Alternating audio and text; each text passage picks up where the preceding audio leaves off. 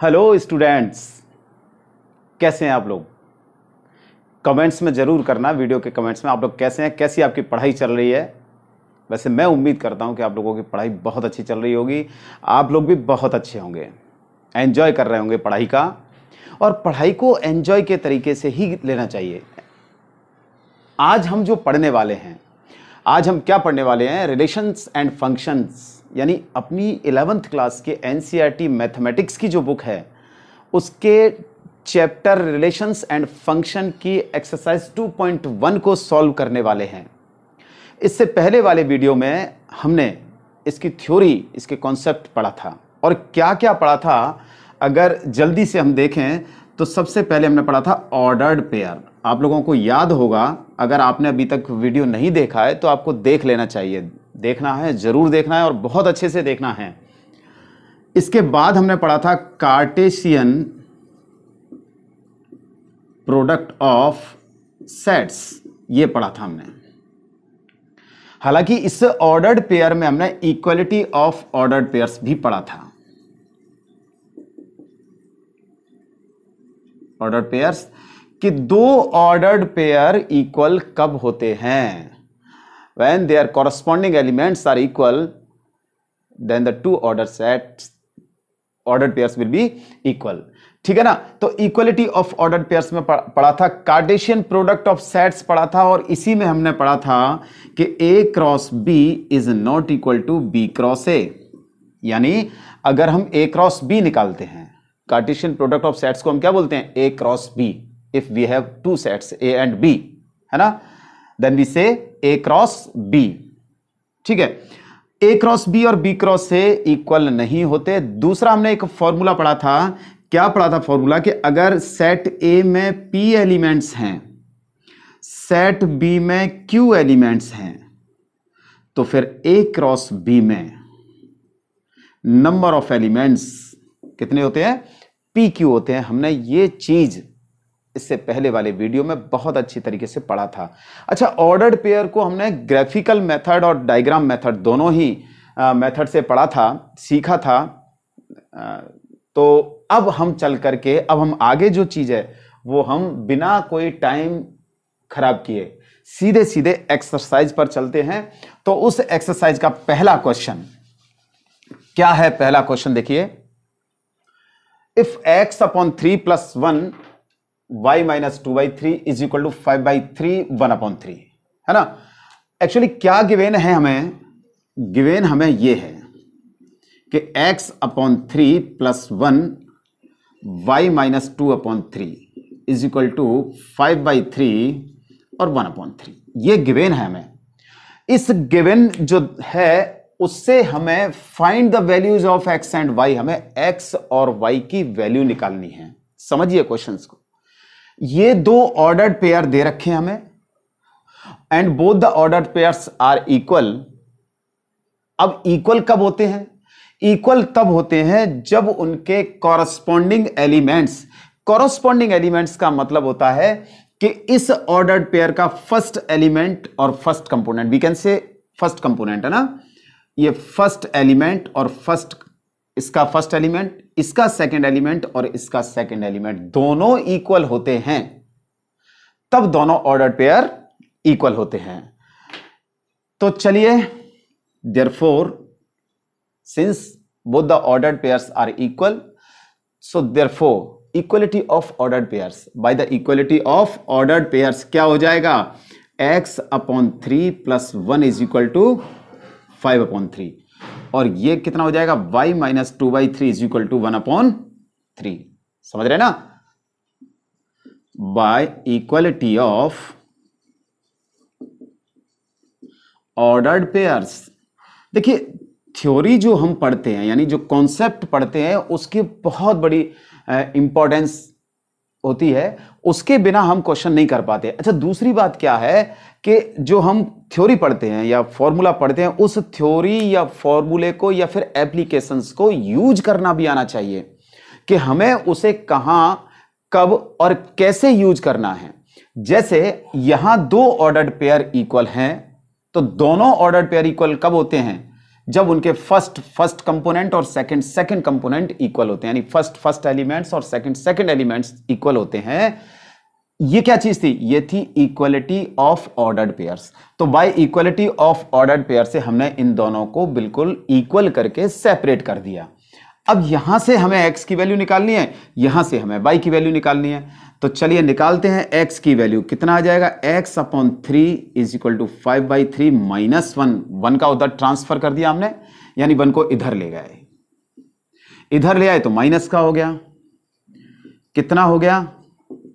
5/3 में से 1 गया तो 2/3, 3 से 3 cancel, therefore x is equal to 2, यानी x की वैल्यू क्या आ गई? 2 आ गई। बात समझ में आ रही है? अब इसे देखिए, यहां से हमें y की वैल्यू निकालनी है। तो ठीक इसी तरीके से 2/3 को राइट हैंड साइड में ट्रांसफर कर दीजिए। कितना आ जाएगा? y is equal to 1/3 plus 2/3, minus से क्या हो जाएगा? दूसरी साइड ले जाएंगे तो साइन चेंज होकर के प्लस हो जाएगा। 1/3 प्लस 2/3 कितना हो गया? 3/3, means y is equal to 1। तो अब वो आपसे क्या कह रहा है? वो कह रहा है find the values of x and y। x है और y की वैल्यू निकालिए। हमने x इज इक्वल टू निकाल दिया 2 और y इज इक्वल टू कितना निकल करके आया है अपने पास? 1 आया है। बस यही आपके आंसर हैं। कितना सिंपल सा क्वेश्चन था। बात समझ में आई? नोट कर लीजिए। हां जी, तो सेकंड क्वेश्चन क्या कहता है हमसे कहता है कि if the set A has 3 elements, set A में 3 एलिमेंट्स हैं, and the set B is equal to 3 4 5, और सेट बी के ये एलिमेंट्स दे रखे हैं, then find the number of elements in A cross B. Number of elements in A cross B means N A cross B हमें find करना है। N A cross B हमें फाइंड करना है। एन ए क्रॉस बी का मतलब क्या है? कि number of elements in A cross B. तो अब देखिए क्वेश्चन को, अगर देखिए क्वेश्चन आप अच्छी तरह से पढ़िए। जब आप क्वेश्चन को अच्छी तरह से पढ़ेंगे और आपको समझ में आ जाएगा, तो फिर क्वेश्चन को सॉल्व करने में कहीं कोई समस्या नहीं होती है। तो अब क्या दे रखा है कि if the set A has 3 elements given, क्या दे रखा है? Set A has 3 elements, that is N A is equal to 3, यानी number of elements in set A is 3। ठीक है ना? सेट बी क्या दे रखा है? 3 4 5। इसमें कितने एलिमेंट्स हैं? 1 2 3, 3 एलिमेंट्स हैं, means N B is equal to 3, यानी नंबर ऑफ एलिमेंट्स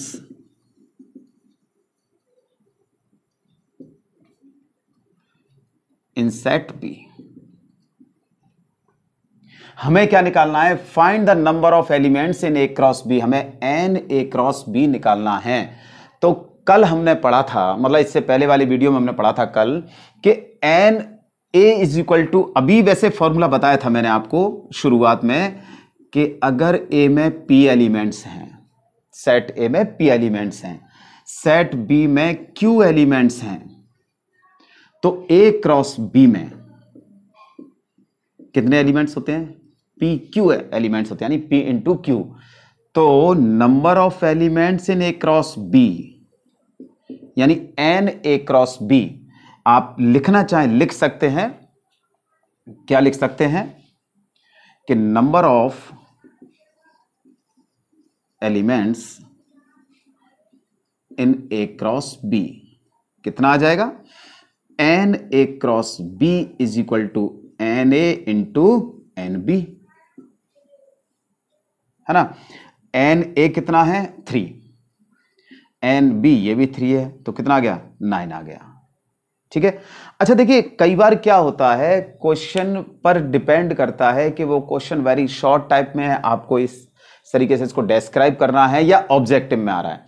अगर ऑब्जेक्टिव में आता है तो आप सीधे सीधे फॉर्मूला लगाएं, है ना, क्योंकि आपको इतना समय नहीं है कि हम क्वेश्चन को इतने लंबे तरीके से करें, लॉन्ग मेथड्स की जरूरत नहीं। अगर ऑब्जेक्टिव टाइप है तो फिर आपको क्या करना है, ऑब्जेक्टिव टाइप अगर आता है तो आपको पता है क्या कि Na3 है, ए में 3 एलिमेंट्स हैं, means Na is equal to 3, orally करें, और Nb यानी number of elements in set B कितना है 1 2 3, Nb is equal to 3, so Na cross B कितना हो जाएगा 3 इंटू 3 यानी 9। तो डायरेक्ट करें, ऑब्जेक्टिव में तो हमें डायरेक्ट ऑप्शन लिखना होता है कि ए बी सी और डी ऑप्शंस, कोई से भी 4 ऑप्शंस होते हैं उनमें से ऑप्शंस लिखना होता है, तो हम डायरेक्ट लिखें 3 एलिमेंट्स इसमें हैं 3 इसमें हैं, तो ए क्रॉस बी में 3 इंटू 3 यानी 9 एलिमेंट्स होंगे। बात समझ में आई? तो इस तरीके से आप देख लें कि ऑब्जेक्टिव है या वेरी शॉर्ट टाइप का है क्वेश्चन, जिस टाइप से उसी टाइप से उसी तरीके से आपको क्वेश्चन को सॉल्व करना है। तो नोट कर लीजिए। थर्ड क्वेश्चन क्या कह रहा है कि if g is equal to 7 8 and h is equal to 5 4 2 find g cross h and h cross g। हमें g क्रॉस h और h क्रॉस g निकालना है। तो बड़ा सिंपल है, देखिए क्या आ जाएगा, ये g और ये h, और इसको मैं इस तरीके से g, ये हो जाएगा g क्रॉस h, क्या 7 एंड 8, और इसके एलिमेंट्स h के 5 4 2। तो g क्रॉस h क्या होता है? g क्रॉस h एक ऐसा सेट होता है, ऑर्डर पेयर का सेट होता है जिसमें फर्स्ट एलिमेंट, जैसे g क्रॉस h की बात कर रहे हैं तो first elements taken from g and second element taken from h, यानी फर्स्ट जो एलिमेंट है वो g से लिया जाएगा और जो सेकंड एलिमेंट है वो h से लिया जाएगा। तो अब हम ऑर्डर्ड पेयर बनाते हैं, कैसे?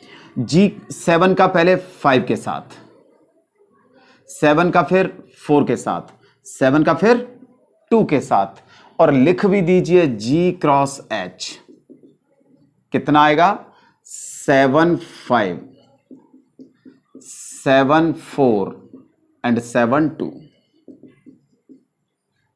इसी तरीके से, ठीक इसी तरीके से हम 8 के साथ ऑर्डर्ड पेयर बनाते हैं, 8 के साथ 5 का पेयर, 8 के साथ 4 का पेयर और 8 के साथ 2 का पेयर। तो क्या आ जाएगा अपने पास 8 5 8 4 एंड 8 2, ये g क्रॉस h हो गया। अब हमें निकालना है h cross g। h cross g के लिए बनाते हैं, देखिए अब h क्रॉस g है, ये h ये g और यहां पर h क्रॉस g। अब h क्रॉस g निकालना है तो पहले h के एलिमेंट्स लिखिए इधर 5 4 2, और g के एलिमेंट्स क्या क्या है 7 एंड 8। तो बनाते हैं सबसे पहले हम 5 के साथ, तो 5 का 7 के साथ ऑर्डर पेयर, 5 का 8 के साथ ऑर्डर पेयर, है ना? तो क्या आ जाएगा 5 7 5 8। अच्छा बनाइए, आप अपनी कॉपी पर बनाइए। अब 4 से बनाइए, तो 4 के साथ ऑर्डर पेयर, 7 का और 4 के साथ 8 का आपको अपनी कॉपी पर बनाना है ना? तो 4 का 7 के साथ और 4 का 8 के साथ। अब बचा क्या 2 का भी इसी तरीके से ऑर्डर्ड पेयर बनाना है, आप अपनी कॉपी पर बनाएं, 2 का 7 के साथ और 2 का 8 के साथ। तो ये बन गया 2 7 2 8। ये आपका g क्रॉस h है, ये आपका h क्रॉस g है। तो क्या ये g क्रॉस h और h क्रॉस g दोनों इक्वल हैं? अब आपको इक्वल देखना है तो फिर कैसे देखेंगे? फिर ये इसके जो एलिमेंट्स हैं जो ऑर्डर्ड पेयर की फॉर्म में हैं, हम ये देखेंगे कि ये ऑर्डर्ड पेयर और ये ऑर्डर्ड पेयर इक्वल है या नहीं है। तो देखिए यहां इसका फर्स्ट कंपोनेंट 7 है, यहां इसका फर्स्ट कंपोनेंट 5 है, यहां इसका सेकंड कंपोनेंट 5 है, यहां इसका सेकंड कंपोनेंट 7 है। बात समझ आ रही है नहीं? अब ऐसे ये 5 8, तो 5 8 यानी 8 5, यहां फर्स्ट एलिमेंट 8, यहां इसका फर्स्ट एलिमेंट 5 है, यहां इसका सेकंड एलिमेंट 5 है, यहां इसका सेकंड एलिमेंट 8 है। It means G cross H और H क्रॉस G इक्वल नहीं है। हां, number of elements in G cross H and number of elements in H cross G will be equal. ये equal होंगे, काउंट कर लीजिए 1 2 3 4 5 6, है ना। इसके भी काउंट कर लीजिए 1 2 3 4 5 6। तो ये नंबर ऑफ एलिमेंट्स जो होंगे G क्रॉस H के और H क्रॉस G के वो तो इक्वल होंगे, लेकिन दोनों G क्रॉस H और H क्रॉस G इक्वल नहीं होंगे। बात समझ में आई ना? इसको नोट कर लीजिए। फोर्थ क्वेश्चन क्या कह रहा है कि state whether each of the following statements are true और फॉल्स। हमें यह बताना है कि जो स्टेटमेंट्स हमें दे रखे हैं वो उसमें से हर स्टेटमेंट ट्रू है या फॉल्स है। हर स्टेटमेंट के बारे में बताना है। If the statement is false, अगर स्टेटमेंट फॉल्स है, then rewrite the given statement correctly. आपको अगर वो स्टेटमेंट गलत है, रॉन्ग है, तो उसे वापस से हमें करेक्ट करके लिखना है। आई बात समझ में? तो देखिए, शुरुआत करते हैं पहले से कि if P is equal to M N and Q is equal to N M, then P cross Q is equal to M N and N M. अब आप ये देखिए कि देखिए P में ये एलिमेंट्स हैं एम एन, Q में एन एम है और P क्रॉस Q में एम एन एन एम है। तो भाई इसमें अगर हम देखें तो इसमें देखिए कितने एलिमेंट्स हैं? 2, M और N। Q में कितने एलिमेंट्स हैं? 2। तो फिर P क्रॉस Q में कितने होने चाहिए? 4। 2 इंटू 2 4 होने चाहिए, लेकिन इसमें हैं कितने? 2 हैं। इट मींस क्या है कि this statement is false. Statement कैसा है? ये फॉल्स है। अब फॉल्स है तो हमें इसे क्या करना है? Rewrite the given statement correctly. हमें इसे ठीक करके वापस से लिखना है। तो लिखिए P क्रॉस Q, डायरेक्ट लिखते हैं, ठीक है। कैसे? पहले M इस M के साथ, इस M का इन दोनों के साथ ऑर्डर पेयर बनाइए। तो इस M का पहले N के साथ MN, फिर इस M का इस M के साथ MM, अब इस N का इस N के साथ NN, और इस N का इस M के साथ ऑर्डर पेयर बनाइए। ये बन गया, ये आ गया P क्रॉस Q। अब आप देखिए, जो हम बात कर रहे थे, क्या बात कर रहे थे कि सेट P में 2 एलिमेंट्स हैं, सेट Q में 2 एलिमेंट्स हैं, तो P क्रॉस Q में कितने होने चाहिए? 4 होने चाहिए। कितने हो रहे हैं? देखिए 1 2 3 4, यानी अब हमने करेक्ट करके इसको लिख दिया। अब देखिए, इसे देखिए, if A and B are non empty sets, non empty sets हैं। नॉन एम्प्टी सेट का मतलब होता है कि इसमें कोई ना कोई एलिमेंट्स हैं, A में भी है और B में भी हैं। Then A cross B is a non empty set. A cross B कैसा है? ये नॉन एम्प्टी सेट है of ordered pairs X Y such that X belongs to A, Y belongs to B। तो ये तो हमें पता ही है कि ये सेट A है, ये सेट B है ना। इसका ये एलिमेंट X और इसका ये Y। तो A क्रॉस B क्या होता है? A क्रॉस B X का Y से, A क्रॉस B कितना होता है? X, Y। ये ऑर्डर पेयर होता है और यही ऑर्डर पेयर दे रखा है एक्स वाई की फॉर्म में। इसका मतलब ये स्टेटमेंट कैसा है? This statement is true, right. चलिए आगे चलते हैं। Third, if A is equal to 1 2, B is equal to 3 4, then A cross B intersection 5 is equal to 5। हमें यह बताना है कि ये ट्रू है या फॉल्स है।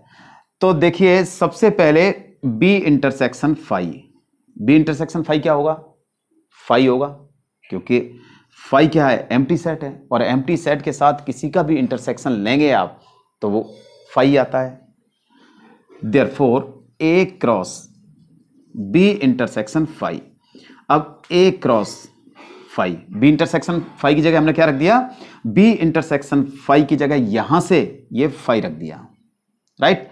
ए क्रॉस फाई, कल हमने पढ़ा था, क्या पढ़ा था कि अगर एक सेट नॉन एम्प्टी है और दूसरा सेट एम्प्टी सेट है तो ए क्रॉस बी कैसा होता है, एम्प्टी सेट होता है, यानी A cross phi is equal to हो जाएगा फाई। इसका मतलब ये फाई, यानी स्टेटमेंट कैसा है, ट्रू है, बिल्कुल सही स्टेटमेंट है। बात समझ में आ रही है, नोट कर लीजिए। हाँ जी, फिफ्थ क्वेश्चन क्या कह रहा है कि if A is equal to -1 find A cross A, यानी ट्रिपल प्रोडक्ट। अभी तो Cartesian product of two sets पढ़ते थे, ये है Cartesian product of three sets, Cartesian product of three sets. बहुत सिंपल है। कैसे सिंपल है, प्रोडक्ट ऑफ थ्री सेट्स कैसे, देखिए ए क्रॉस ए निकालना है आपको, ए क्रॉस ए, तो पहले हम निकालेंगे ए क्रॉस ए, बस समझ भाई। फिर ये जो ए क्रॉस ए आ जाएगा, फिर इसके बाद निकालेंगे ए क्रॉस ए। तो ए क्रॉस ए क्या हो जाएगा, देखिए ये ए है, दोनों ही ए हैं। एरो में सिर्फ इसलिए लगाता हूं जिससे कि ए क्रॉस ए, मतलब पहले हम इसका एलिमेंट्स लिख रहे हैं ए क्रॉस ए में, पहले हम इस वाले ए का एलिमेंट लिखेंगे, इसके बाद हम इस वाले का लिखेंगे, बस, बाकी और कुछ नहीं होता, और कोई ऐसा मतलब नहीं है। अब ए क्रॉस ए निकालना है, तो पहले -1 का -1 के साथ, -1 का, सॉरी ये 1 है, 1 के साथ ऑर्डर पेयर, तो हम निकालते हैं ए क्रॉस ए। -1 का पहले -1 के साथ और फिर -1 का 1 के साथ। अब क्या निकालेंगे, 1 का -1 के साथ और 1 का 1 के साथ। चलिए लिख देते हैं, कितना आ जाएगा। आप अपनी नोटबुक पे साथ साथ लिखा करें, मुझे पता है आप लोग लिख लेते हैं, लेकिन बताएंगे थोड़ी मुझे, है ना। अब आपको ए क्रॉस ए निकालिए, अब हमें क्या निकालना है, ए क्रॉस ए निकालना है। तो अब हम निकालते हैं, ये ए है,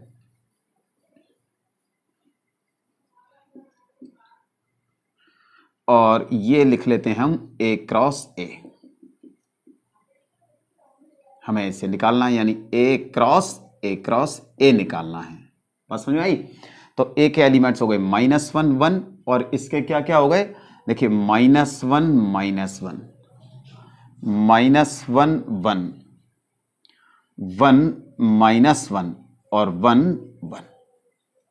तो सबसे पहले हम -1 का चारों के साथ ऑर्डर्ड पेयर बनाते हैं, चारों के साथ पेयर बना देते हैं, -1 इसका, इसके साथ, और ये क्या आ गया, लिख दीजिए ए क्रॉस ए। -1 का पहले चारों के साथ, तो -1 -1 -1, फिर इसके बाद -1 -1 1, फिर इसके बाद -1 1 -1, फिर इसके बाद -1 1 1। अब ठीक इसी तरीके से हमें 1 के साथ बनाना है, चारों के साथ बना दीजिए। आप अपनी कॉपी पर लिखिए, मैं तब तक यहां लिखता हूं, 1 -1 -1 1 -1 1, फिर 1 इसके साथ 1 -1, फिर इसका 1 का 1 के साथ, तो 1 1 1, ये आ गया। ये है आपका ए क्रॉस ए, यानी ये ट्रिपल प्रोडक्ट है। ट्रिपल प्रोडक्ट का मतलब 3 डायमेंशन हो गया, है ना। 3 डायमेंशन कैसे, देखिए अपन थोड़ा सा इस पे ध्यान दें, ये 3 डायमेंशन होता है। जिसे हम आगे चल करके पढ़ेंगे। ये एक्स एक्सिस होता है, ये वाई एक्सिस होता है, ये जेड एक्सिस होता है। तो जैसे हम 2 डायमेंशन में किसी पॉइंट के कोऑर्डिनेट्स क्या लिखते हैं, एक्स कॉमा वाई लिखते हैं। कोई पॉइंट P है 2 डायमेंशन में, आप लोग क्या लिखते हैं, ये 2 डायमेंशन है, एक्स एक्सिस। 2 डायमेंशन का मतलब जिसमें 2 एक्सिस हो, 2 एक्सिस हो, इसमें एक्स और वाई है। ये 3 डायमेंशन है जिसमें तीसरा एक्सिस भी शामिल हो जाता है, इंक्लूड हो जाता है। और कौन सा हो जाता है, वो जेड इंक्लूड हो जाता है। तो जब 3 डायमेंशन में किसी पॉइंट के कोऑर्डिनेट लिखते हैं तो X comma Y comma Z लिखते हैं। और ये जो लिखे हुए हैं ये -1 -1 -1 3 कोऑर्डिनेट्स हैं, है ना। तो ये पहला वाला x का, दूसरा माइनस वो y का, और तीसरा z का। मतलब एक मैं एग्जांपल दे रहा हूं आपको, है ना।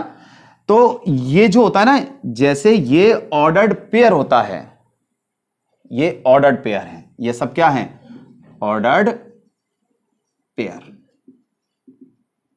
वैसे ये क्या है, ऑर्डर्ड ट्रिपल है, ट्रिपल। तो ये ऑर्डर्ड पेयर है और ये ऑर्डर्ड ट्रिपल है, क्योंकि इसमें 3 एलिमेंट है। और ये भी देखिए, मैं आपको बताऊं कि ऑर्डर्ड ट्रिपल में भी क्या होता है कि जो एलिमेंट्स को लिखने का ऑर्डर होता है, ठीक वैसा ही होता है जैसे ऑर्डर्ड पेयर में होता है। ऑर्डर्ड पेयर में भी आप उसका ऑर्डर चेंज नहीं कर सकते, है ना। अगर आप चेंज करते हो तो उसका मीनिंग चेंज हो जाता है। ठीक वैसे ही ऑर्डर ट्रिपल में भी हम इनका ऑर्डर चेंज नहीं कर सकते, है ना। X comma Y comma Z ही लिखते हैं। तो ये जो एग्जाम्पल है ना, ये ऑर्डर ट्रिपल का एग्जाम्पल है। इनमें भी आप एक्स वाई जेड को अगर चेंज कर दें तो उसका मीनिंग चेंज हो जाएगा। तो ये सब ऑर्डर ट्रिपल है, ये सब क्या है, ऑर्डर ट्रिपल है। नोट कीजिए। हाँ जी, 6th question, if A cross B is equal to A X A Y B X B Y, find A and B. ये अपना ए क्रॉस बी है, हमें ए और बी यानी सेट ए और सेट बी निकालना है। तो ठीक है, ए क्रॉस बी यानी फर्स्ट सेट है ये, और बी जो है वो सेकंड नंबर पर लिखा हुआ है। तो ए क्रॉस बी क्या होता है, ए क्रॉस बी होता है कि ऐसे सेट, मतलब ऐसे ऑर्डर्ड पेयर का सेट जिसके फर्स्ट जो एलिमेंट, फर्स्ट कंपोनेंट होता है वो सेट ए से लिया जाता है, और सेकंड कंपोनेंट होता है वो सेट बी से लिया जाता है ना। जो सेट ए से लिया जाता है वो, मतलब जो फर्स्ट एलिमेंट्स है वो सेट ए से लिए जाएंगे, और जो सेकंड एलिमेंट्स हैं वो सेट बी में से लिए जाएंगे, है ना। तो ए क्या चीज है, अब देखिए, ये फर्स्ट एलिमेंट, ये सभी किसके हो गए, ए के हो गए, है ना। ये सभी एलिमेंट किसके हो गए, बी के हो गए। लेकिन आपको यह भी पता है कि एक एलिमेंट को एक सेट में एक बार लिखते हैं, है ना। तो ए क्या है, set of first distinct element. तो क्या हो जाएंगे, A and B. Set B क्या हो जाएगा, set of second distinct elements. Second number पे कौन से हैं, एक्स एंड वाई।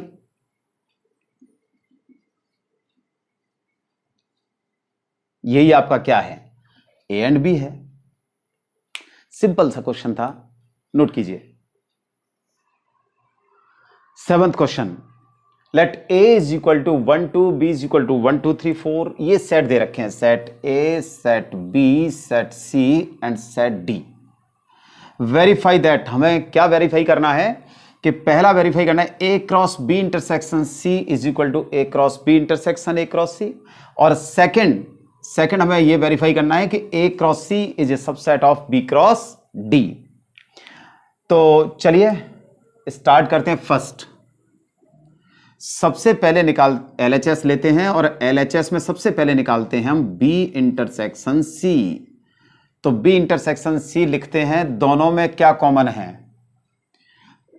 एलिमेंट्स हैं इसके 1 2 3 4। बताइए जरा जल्दी से, इन दोनों में क्या कॉमन है, इन दोनों में कॉमन है क्या कोई, नहीं, यानी 5, राइट। अब ए के साथ फाई का cross product A cross B intersection C. A के एलिमेंट्स क्या हैं, 1 2 और क्रॉस फाई। जब दो, आपको पता है अच्छी तरह से कि जब दो सेट्स में से कोई भी एक सेट एम्प्टी सेट होता है तो उसकी वैल्यू यानी ए क्रॉस बी, भाई ये पूरा एक सेट हो गया, यानी 1 2 और क्रॉस 5, एक सेट एक सेट ये एम्प्टी सेट है। इसका मतलब एम्प्टी सेट के साथ जब हम क्रॉस प्रोडक्ट का लेंगे, कार्टेशियन प्रोडक्ट लेंगे, तो वो क्या जाएगा, वो एम्प्टी ही आएगा। हमने इसको 1 नंबर दे दिया। अब आरएचएस निकालते हैं। A cross B intersection A cross C, तो फर्स्ट ए क्रॉस बी लिखते हैं डायरेक्ट। 1 का चारों के साथ 1 2 3 4 के साथ ऑर्डर्ड पेयर बनाएंगे तो क्या बन जाएगा, 1 1 1 2 1 3 एंड 1 4।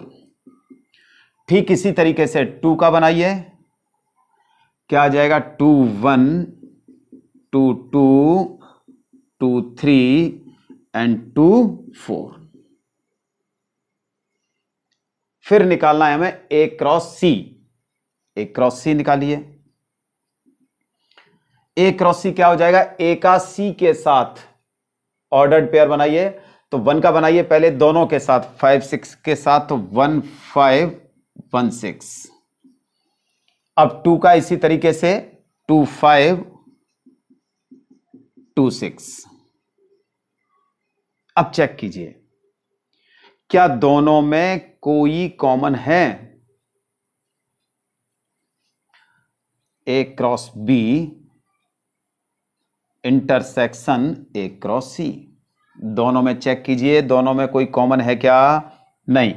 क्यों नहीं है कॉमन, सिंपल सी बात यह है कि इसमें जो फर्स्ट कंपोनेंट तो सेम है 1 1 1 2 है ना, लेकिन सेकंड कंपोनेंट्स क्या है इसके, तो सेकंड जो कंपोनेंट या एलिमेंट कुछ भी कहें, सेकंड एलिमेंट्स हैं वो 1 2 3 4 हैं और इसके कितने 5 6 हैं, तो कॉमन होने का प्रश्न ही नहीं है ना, कोई क्वेश्चन ही क्रिएट नहीं होता। मींस दोनों में कोई एलिमेंट कॉमन नहीं है, मतलब कोई ऑर्डर्ड पेयर कॉमन नहीं है। तो अब कितना आ गया, by 1 and 2। A cross B intersection C is equal to A cross B intersection, hence proved.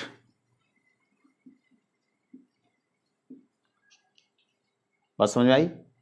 Second में क्या कह रहा है वो, सेकंड में वो कह रहा है कि A cross C is a subset of B cross D. A cross C, ये जो ए क्रॉस सी है वो बी क्रॉस डी का सबसेट है। तो ए क्रॉस सी तो अपने पास है ना, लिख सकते हैं ए क्रॉस सी, वापस से अगर लिखना चाहें तो लिख दें, नहीं लिखें तो ऐसी कोई विशेष बात नहीं है, वहां से देख लेंगे हम। 1 5 1 6 2 5 2 6। बी क्रॉस डी ये भी निकाल लीजिए। बी के एलिमेंट्स क्या है 1 2 3 4 और डी के एलिमेंट्स हैं 5 6 7 8। तो पहले 1 के साथ बनाइए, 1 5 1 6 फिर 1 7 और फिर 1 8। अब इसी तरीके से 2 के साथ लीजिए, 2 5 2 6 2 7 है ना, 2 8। अब 3 के साथ बनाइए, 3 5 3 6 3 7 एंड 3 8। अब किसके साथ बनाना है, 4 के साथ बनाना है, तो 4 5 4 6 4 7 एंड 4 8। अब हमें यह देखना है कि ये इसका सबसेट है या नहीं है, मतलब A cross C B cross D का सबसेट है या नहीं है। अब सबसेट की क्या कंडीशन होती है कि अगर दो सेट हैं आपके पास ए एंड बी, तो ए बी का सबसेट कब होता है, ए बी का सबसेट तब होता है जब ए के सभी एलिमेंट्स बी में एग्जिस्ट करते हों, बी में बिलोंग करते हों, है ना। बी में मतलब all elements of set A belong into set B, in set B, ठीक है ना। तो अब देखिए यहां ए क्रॉस सी के एलिमेंट्स, ये ऑर्डर्ड पेयर है, वो एलिमेंट्स हैं ए क्रॉस सी के 1 5 1 5 1 6 1 6 2 5 2 5 2 5 2 5 एंड 2 6 2 6। मतलब ए क्रॉस सी के सभी एलिमेंट्स बी क्रॉस डी में बिलोंग करते हैं। So it is clear that A cross C is the subset of B cross D. क्या क्लियर है कि A cross C B cross D का सबसेट है। क्लियर, नोट कर लीजिए। हाँ जी, 8th क्वेश्चन क्या है कि let A is equal to 1 2 and B is equal to 3 4। A के एलिमेंट्स हैं 1 2 और बी के एलिमेंट्स हैं 3 4। Right A cross B. पहले हमें ए क्रॉस बी लिखना है। How many subsets will A cross B have. A cross B में कितने सबसेट होंगे, हमें यह भी बताना है ना। और उसके बाद है लिस्ट देम, यानी उनकी लिस्ट बनानी है। तो चलिए आइए लिस्ट भी बना देते हैं। सबसे पहले निकालते हैं ए क्रॉस बी। तो ए क्रॉस बी ही लिखते हैं सीधे सीधे 1 का 3 के साथ, है ना। पहले 1 का 3 के साथ, फिर 1 का 4 के साथ, 2 का 3 के साथ और 2 का 4 के साथ। अब हम लोगों ने सेट में पढ़ा है, क्या पढ़ा है सेट में, कि अगर किसी सेट में, है ना, जैसे सेट ए है और इसमें एलिमेंट्स हैं, number of elements in set A P, then total subsets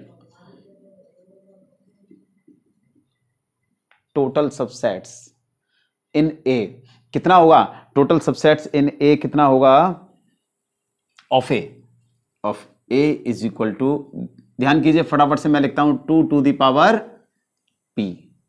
ये फॉर्मूला हमने सेट में पढ़ा था। Total subsets of A is equal to 2 to the power P. अब वो ये कह रहा है कि राइट ए क्रॉस बी, हमने ए क्रॉस बी लिख दिया। अब कहता है how many subsets will A cross B have. A cross B में कितने सबसेट होंगे। तो देखिए number of elements in A cross B या ऑफ ए क्रॉस बी कितने हैं, 1 2 3 4। Therefore total subsets of A cross B कितने हो जाएंगे, 2 टू द पावर 4, यानी 16 सबसेट्स बनेंगे। 16 सबसेट्स। अच्छा देखिए हमने ये सबसेट्स बनाए भी हैं, उसमें आपको ध्यान होगा पावर सेट जब बनाते थे तो उस समय हम क्या करते थे, किसी सेट का पावर सेट बनाते थे, सेट ए का पावर सेट पी ए से रिप्रेजेंट करते थे। तो जब हम पावर सेट बनाते थे तो वो क्या होता था, पावर सेट सेट ए के जितने भी सबसेट होते थे उनसे मिलकर के जो सेट बनता था उसे पावर सेट कहते थे। तो अब हमें यहां सेट नहीं बनाना है, हमें सिर्फ क्या करना है कि जैसे सेट ए के सबसेट बनाते थे फिर उसका सेट बनाते थे, तो हमें केवल सबसेट तक सीमित रहना है, यानी हमें ए क्रॉस बी के सबसेट बनाने हैं। ए क्रॉस बी के सबसेट बनाने हैं। तो सबसे पहले subsets of A cross B are, start करते हैं। सबसे पहले एम्प्टी सेट। अब सबसेट बनाते हैं, 16 बनाने, अभी तो एक बना है, 15 बाकी है। तो ध्यान देना है आपको बहुत अच्छे से। पहले इसका हर एलिमेंट का पहले एक एक का बना लेते हैं, है ना। तो देखिए 1 3, फिर 1, ये 1 3 हो गया। इसके बाद 1 4, फिर इसके बाद 2 3, और इसके बाद फिर 2 4, 2,4।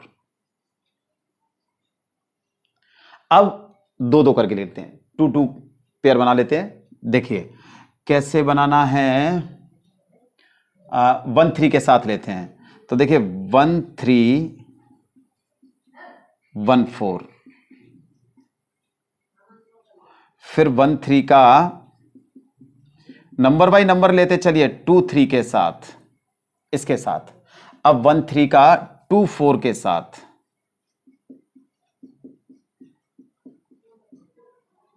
ये 1 3 के साथ हो गया। अब इसके बाद हमें किसका लेना है, 1 4 का लेना है,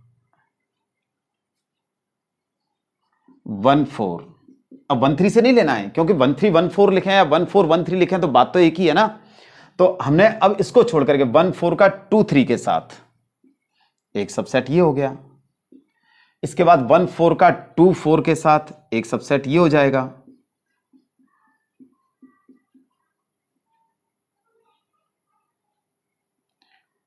अच्छा, अब 1 4 का 2 3 के साथ हो गया, 1 4 का 2 4 के साथ हो गया। अब 2 3 का लीजिए, 2 3 का 2 4 के साथ ये आ गया। अब 2 3 का आपको 1 3 के साथ नहीं लेना है, क्योंकि 1 3 का 2 3 के साथ ले ही चुके हैं पहले, ठीक है। तो अब ये अपन दो दो एलिमेंट लेकर के हमने सबसेट बना दिया, मतलब पेयर बना दिया। अब 3 3 लेना है। देखिए सबसे पहले 1 3 1 3 1 4 एंड 2 3। इसके बाद इसको ले लीजिए 2 4 को, क्या आ जाएगा, यहां से लिखता हूं मैं 1 3 2 3 और 2 4। अब हमने क्या किया, इसको छोड़ा है अभी, है ना। अब आगे इसको छोड़ देते हैं, है ना। तो 1 3 का हो गया। अब 1 4 1 4 2 3 और 2 4। अब हम इसको छोड़ा, अब इसे छोड़ते हैं 2 3।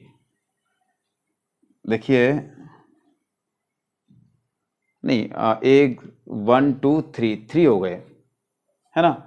एक और कोई बनेगा, एक कौन सा बनेगा, हाँ 2 3 को छोड़ देते ना। तो 1 3 1 4 और 2 4, 1 3 2 3 2 4। बात समझ में आ रही है। कितने हो गए, 1 2 3 4 5 6 7 8 9 10 11 12 13 14 15। अब चारों को एक साथ लिख दीजिए, क्या आ जाएगा, 1 3 1 4 2 3 एंड 2 4। एक सबसेट ही हो गया। काउंट करिए फटाफट से, काउंट करो कितने हो रहे हैं, 16 हो रहे हैं, कम हो रहे हैं, ज्यादा हो रहे हैं, कितने हो रहे हैं, 1 2 3 4 5 6 7 8 9 10 11 12 13 14 15 16, राइट। अच्छा, कई बार आपने देखा होगा इसमें बीच बीच में थोड़ा सा कंफ्यूजन हुआ था, है ना। क्या कंफ्यूजन हुआ था कि हमने कौन सा छूट गया है, कौन सा रह गया है, कौन सा ले लिया है ना। एक चीज ध्यान रखें, हालांकि हम आगे जाकर के पी एंड सी यानी परमुटेशन एंड कॉम्बिनेशन पढ़ेंगे, उस समय हम देखेंगे, उस समय जो फॉर्मूले आएंगे उनसे हम आगे चल करके उन्हें बहुत अच्छे से पढ़ेंगे।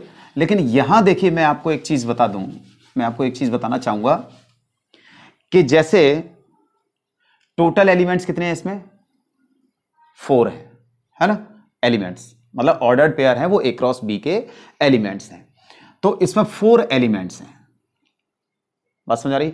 सबसे पहले कोई एलिमेंट नहीं लेना, मतलब एम्प्टी सेट। तो 4C0 ये हम कॉम्बिनेशन में पढ़ेंगे जाकर के, आप सिर्फ इतना सुन लीजिए, थोड़ा सा समझ में आ जाए तो।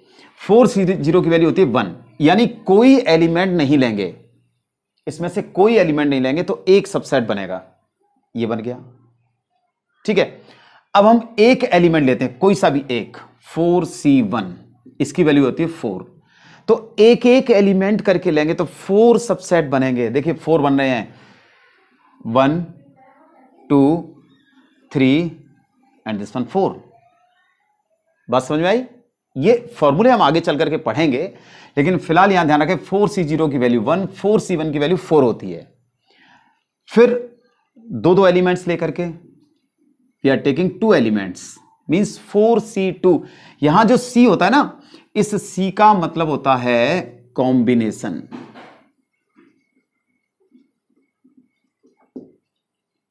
अब 4C2 की वैल्यू होती है 6, इसकी वैल्यू 6 होती है, यानी दो दो एलिमेंट्स लेकर के चलेंगे तो 6 सबसेट तैयार होंगे। अब देखिए 6 है कि नहीं, 1 है ना, 2 3 4 5 एंड दिस वन 6 तैयार हो गए। अब कितने लेना है हमें, 3 लेना है, 4C3। 4C3 की वैल्यू होती है 4। अब देखते हैं 4C3 यानी 3 एलिमेंट्स लेकर के कितने सबसेट बनते हैं। तो देखिए कितने बनने चाहिए, 4, 1 है ना, 2 3 4। बात समझ आ रही है? और अगर सभी चारों लेंगे तो कितना आ जाएगा, 1 आ जाएगा। ये आपके सामने 1 आ गया। तो इस तरीके से अगर आपको परमुटेशन कॉम्बिनेशन आता है तो हम इस तरीके से निकाल सकते हैं कि जितने एलिमेंट्स दे रखे हैं उसमें से जो सबसेट बनाने हैं कि कोई एलिमेंट नहीं लेकर के, फिर 1 लेकर के, फिर 2 लेकर के, फिर 3 लेकर के, फिर 4, तो उससे हम ये कैलकुलेशन कर सकते हैं, पता कर सकते हैं कि कितने सबसेट तैयार होंगे। बात समझ में आई? नोट कीजिए। क्वेश्चन नंबर 10 क्या कह रहा है कि the Cartesian product A cross A has 9 elements. A cross A में कितने एलिमेंट्स हैं, 9 एलिमेंट्स है, among which are found -1 0 and 0 1। उनमें से और क्या है, जो ऑर्डर पेयर मिलते हैं वो -1 0 एंड 0 1 मिलते हैं, है ना। Find the set A and the remaining elements of A cross A। हमें क्या क्या निकालना है, सेट A निकालना है और A क्रॉस A के जो बाकी के ऑर्डर्ड पेयर्स हैं या एलिमेंट्स कह सकते हैं वो निकालने हैं। तो क्या गिवन है, गिवन है कि number of elements of A cross A is equal to 9, right. अच्छा, और उनमें से मतलब जो A क्रॉस A के एलिमेंट्स हैं उनमें से -1 0 और 0 1 भी हैं। मींस क्या है, -1 0 belongs to A cross A and 0 1 belongs to A cross A। अब A क्रॉस A का एक एलिमेंट -1 0 है, एक एलिमेंट 0 1 है A क्रॉस A का। तो हमें पता है कि फर्स्ट एलिमेंट होता है वो इस सेट से लिया जाता है, सेकंड एलिमेंट होता है वो इस सेट से लिया जाता है ना। ऐसे ही ठीक ऐसे ही यहां पर कि 0 जो एलिमेंट होगा वो सेट A का होगा, 1 जो एलिमेंट होगा वो भी सेट A का होगा। तो मतलब क्या हो गया कि -1 बिलोंग्स टू A और 0 belongs to A। First element from A, second element from A, मतलब A क्रॉस A है इसलिए। ऐसे यहां पर 0 belongs to A and 1 belongs to A। तो A के एलिमेंट्स क्या क्या हो गए, -1 0। अब इन दोनों में इस 0 और ये 0 में से तो एक ही लेना है, तो दूसरा क्या बच गया, 1 बच गया, यानी ये सेट A हो गया। Find the set A and the remaining elements of A cross A cross A के रिमेनिंग एलिमेंट्स, है ना। तो रिमेनिंग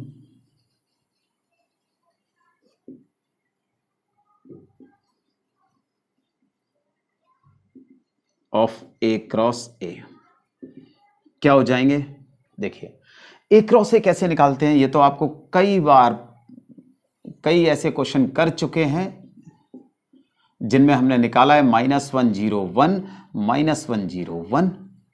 -1 का पहले तीनों के साथ, -1 का -1 के साथ, -1 का 0 के साथ, -1 का 1 के साथ, है ना।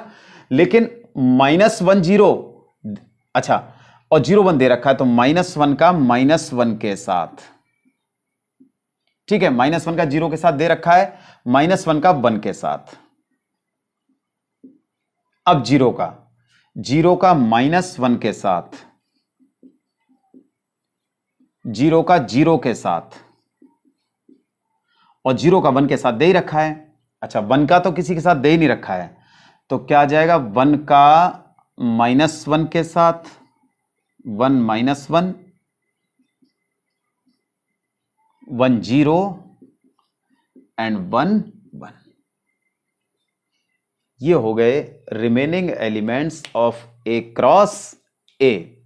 बात समझ में आ रही है ना। तो नोट कर लीजिए।